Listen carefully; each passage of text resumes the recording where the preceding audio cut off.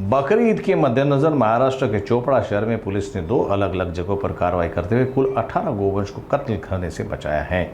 चोपड़ा शहर पुलिस थाने के निरीक्षक मधुकर सालवे के नेतृत्व में की गई इस कार्रवाई में लगभग 12 लाख रुपए मूल्य के पशु जब्त किए गए हैं। बकरी ईद के पहले पुलिस को गुप्त सूचना मिली कि कुछ स्थानों पर गोवंश को कत्ल के उद्देश्य से अवैध रूप से रखा गया है। चोपड़ा शहर पुलिस निरीक्षक मधुकर सालवे के मार्गदर्शन में एक विशेष पथक तैयार किया गया। शहर में की गई छानबीन के दौरान एक स्थान पर 15 गोवंश पाए गए, वहीं दूसरी जगह पर 3 बैल भी अवैध रूप से बंधे हुए मिले।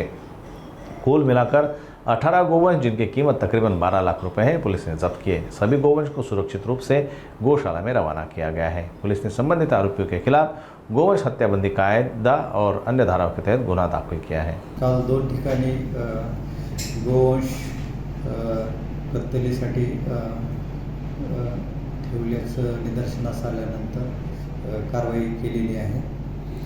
पहिली कारवाई जी केलेली आहे ते KGN कॉलनीमध्ये स्मशानभूमीच्या जवळ एका शेडमध्ये कत्तलीच्या उद्देशानं गोवंश 15 जनावरं त्या ठिकाणी बांधून ठेवलेली होती शेडमध्ये आणि त्या जनावरांची आम्ही सुटका केलेली आहे, गोशाळे जमा केले आहेत आणि त्याबद्दल शेख अकबर शेख महबूब याच्यावर आम्ही प्राणी संरक्षण कायद्याअंतर्गत गुन्हा दाखल केलेला आहे। दुसऱ्या कारवाईमध्ये गुळ नदी पात्रामध्ये नरवाडे शिवारामध्ये आम्हाला अशीच 3 मोठे मोठे बैल कत्तलीच्या उद्देशानं चारा पाणी न देता तिथं बांधून ठेवल्याचं निदर्शनास आले।